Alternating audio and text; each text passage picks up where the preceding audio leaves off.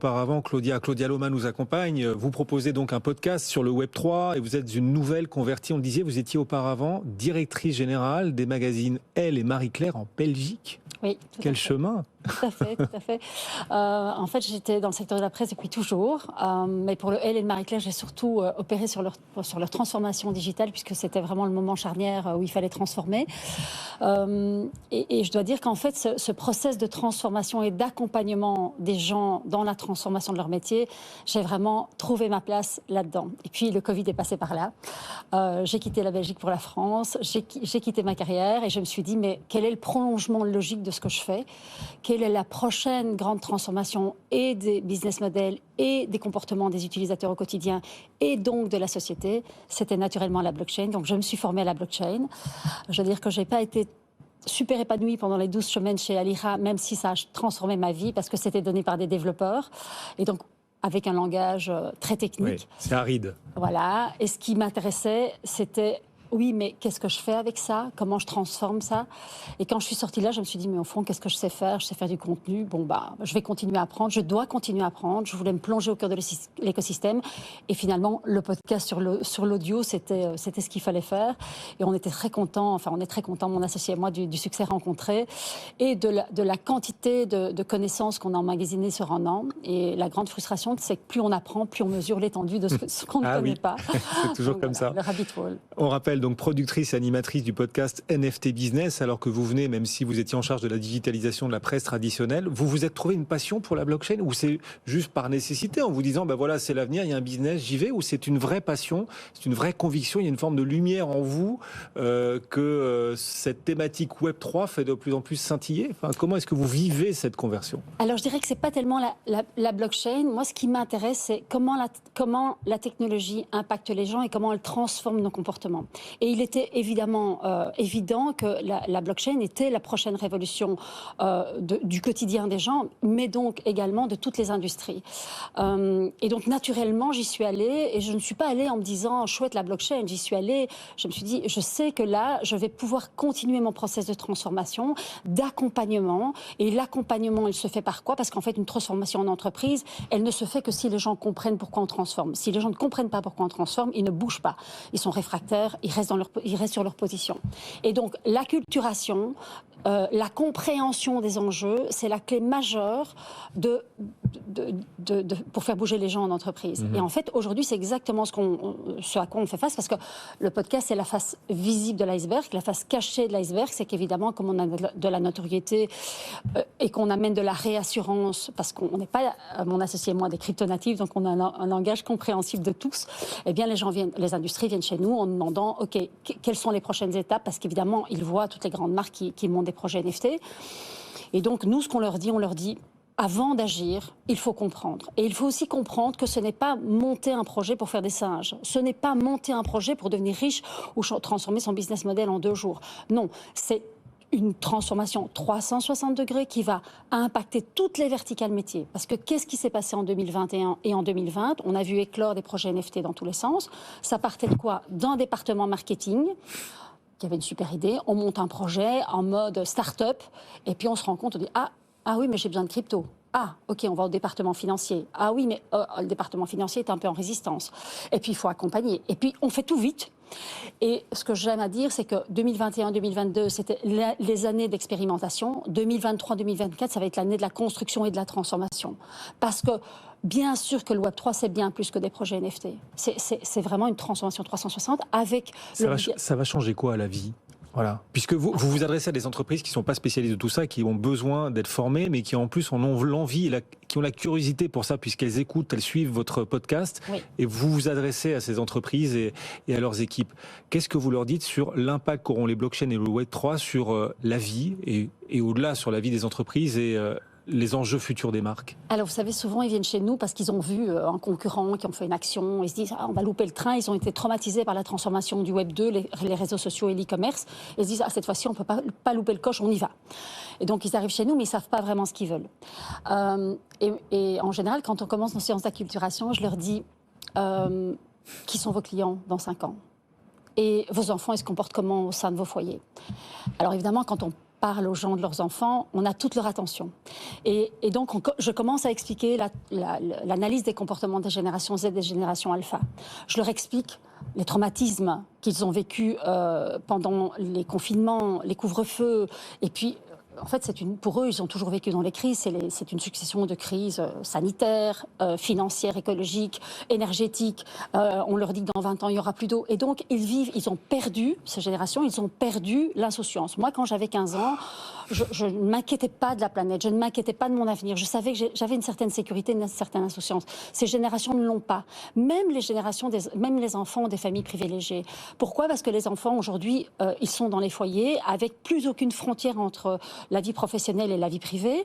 Et donc, ils assistent et ils entendent et ils absorbent l'angoisse des parents, l'inquiétude, le coût d'énergie, la faculté de pouvoir boucler ses fins de mois de plus en plus difficiles, cette notion de la liberté individuelle qui se rétrécit, cet étau qui se resserre petit à petit. Mais le commun des mortels ne sait pas forcément mettre des mots là-dessus. C'est un sentiment... Cette impression de moindre liberté, enfin, je me permets, cette liberté individuelle qui se rétrécit, je sais pas, c'est peut-être une impression aussi, on n'est pas non plus super malheureux en Europe aujourd'hui, en 2023. Non, on n'est pas malheureux, mais je pense qu'il faut se connecter. Nous sommes des êtres privilégiés, il faut se connecter à la majorité des gens qui n'ont pas forcément les connaissances que nous avons, les moyens que nous avons. Quand je dis moyens, c'est pas que des moyens financiers, c'est aussi des moyens de communiquer, c'est du réseau, c'est de la facilité de trouver l'information. La plupart des gens, en fait, ils sont dans un état de survie. Leur capacité de boucler les fins de mois a diminué. Et donc, ces gens-là, ils cherchent à être résilients. Ils cherchent des solutions alternatives parce en fait, on a beau... Alors, OK, on est sur BFM, on ne peut pas tout dire, mais quand même... Vous rigolez, vous pouvez tout dire ici. Vous ne seriez pas invité et on est les seuls médias mainstream à proposer un rendez-vous quotidien sur les cryptos. Vous pouvez, attendez, on est sur BFM, on ne peut pas tout dire, ça sort d'où ça ? Alors, je le dis parce que je suis convaincue de ça. Il y a aujourd'hui une énorme défaillance de confiance. Et une défaillance de confiance dans quoi ? Dans les institutions, les politiques, les médias traditionnels mainstream. Vous me demandez pourquoi j'ai quitté les médias aussi, parce que j'avais l'impression de ne plus avoir ma place, ça n'avait plus de sens. Et donc, il y a cette défaillance de confiance. Et quand il y a une défaillance de confiance, on cherche des solutions alternatives. Et la blockchain, qu'est-ce qu'elle promet ? Elle promet de la transparence et de la confiance. Ce qui fait aussi que les gens foncent tête baissée sur... des protocoles, enfin des plateformes, des exchanges comme FTX, parce qu'en fait, ils sont dans un état de survie, et le premier qui dit vous serez riche dans 2 ans, hop, on y va. Et donc, je fais la boucle avec l'acculturation, d'où l'importance d'accompagner les gens, parce que l'inclusion digitale, c'est être informé, maîtriser les outils et aussi connaître la technologie qui va permettre de retrouver de l'autonomie sur mes datas, mon pouvoir, mon argent, mes libertés. Et ce que vous dites, c'est que le Web3 et la blockchain apportent des solutions, des pistes à ces gens qui pensent qu'on a de moins en moins de liberté, ces gens qui sont en perte de confiance dans les États, dans les médias, dans les institutions, dans le monde dans lequel ils vivent, dans les grandes enseignes, dans les banques, etc., etc. Et donc, il y a une forme de demande là, qui a émergé, qui fait partie aujourd'hui de nos sociétés, demande à laquelle le Web3, les solutions blockchain et peut-être aussi les cryptos apportent l'illusion d'une solution ou une solution. Alors c'est un peu plus complexe que ça, c'est-à-dire qu'en fait les marques, elles sont en lien direct avec leurs consommateurs et elles se rendent compte de ça. Alors, le consommateur ne sait pas que la blockchain est une des solutions. Je ne dis pas que la blockchain est la solution, c'est une des solutions. En revanche, les marques, elles ont cette connaissance et donc elles demandent. Elles ont l'obligation de transformer. Parce qu'aujourd'hui, une marque qui ne dit pas ce qu'elle fait, qui ne fait pas ce qu'elle dit, eh bien, elle n'a plus de clients. Les gens réclament de la transparence. Les gens réclament de la besoin nouveau. Exactement. Et ça, c'est en parallèle avec la défaillance de confiance. C'est ce qui fait qu'aujourd'hui, blockchain, NFT et crypto sont des mots qui font partie de notre quotidien. Avant le Covid, à part les geeks et les crypto-natifs, personne n'en parlait. Oui. Et beaucoup de marques intègrent tout ça, ou elles sont encore, celles qui le font, sont encore pionnières. Quel est le profil d'ailleurs des entreprises qui font appel à vous et qui écoutent le plus, je ne sais pas si vous avez des datas là-dessus, qui écoutent le plus le podcast que vous proposez ? Oui, alors je dirais qu'en fait, le podcast, c'est le ricochet. C'est-à-dire qu'en fait, les marques, elles regardent ce qui se passe dans leur écosystème, elles voient, il y a souvent un concurrent qui a lancé un projet, et donc elles cherchent de l'info. Donc, elles arrivent chez nous, elles écoutent quelques podcasts. Donc, nous, nos data nous disent que les podcasts, en général, ils durent 1 heure, sont écoutés en 3 fois et qu'en moyenne, celui qui écoute un podcast en écoute 3.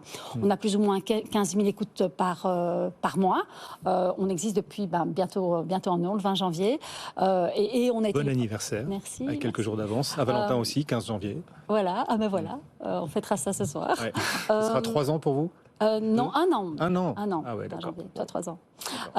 Et donc, en fait, ce qu'il y a, c'est que oui, bien sûr, il y a beaucoup de marques qui ont lancé des projets, mais il y a peu de marques qui ont transformé. Et donc, aujourd'hui, effectivement, depuis 4-5 mois, on voit vraiment des marques qui arrivent vers nous et qui nous disent, OK, on a monté un projet NFT, mais on s'est rendu compte qu'en fait, les gens allaient en boutique, demandaient de l'info, et en fait, en boutique, on ne savait pas répondre. Et donc, c'est comment nos employés deviennent nos premiers ambassadeurs, et surtout, comment aujourd'hui, le Web3 n'est pas qu'un projet NFT. Valentin, un signe de plus que la thématique monte, le Web3 tisse un peu plus sa toile au point que Mastercard et Polygon s'associent pour propulser dans le Web3 désormais les artistes musicaux. Oui, effectivement, ça a été annoncé au CES de Las Vegas il y a quelques semaines, quelques jours même. Cette association entre Polygon, ça dépend si vous êtes anglophone ou pas, et Mastercard, qui est l'un des géants qu'on ne présente plus avec les cartes bancaires notamment, utiliser une verticale du Web3 qui est la reprise en possession de ces informations, de ces données et la capacité de davantage les financer et surtout pour les artistes, puisqu'en l'occurrence ça concerne les artistes, de pouvoir retrouver le rapport direct avec leur communauté comme vous venez de l'énoncer. Et justement, le responsable de Polygon explique que le Web3 a un potentiel de donner un nouveau type aux artistes de moyens de développer une base de fans, de gagner leur vie et d'introduire des nouveaux moyens d'expression personnelle et de connexion avec sur leurs propres conditions. Donc là, effectivement, on extrait aussi les maisons de disques. C'est pas la première fois que Polygon, pendant le bear market, continue de nouer des partenariats. Ils l'ont déjà fait avec Mercedes-Benz, Meta il y a quelques semaines pour la création des NFT sur Instagram ou encore Disney. Donc effectivement, ça va dans le même sens que vous venez de le dire, Claudia. Les choses avancent effectivement. Merci beaucoup. Vous savez que BFM Business, on a coutume de dire qu'on est le Radio Londres de l'économie. On dit tout ici, Claudia. Ah non, Didier, sur BFM, on peut pas tout dire. Mais d'où ça sort, ça ?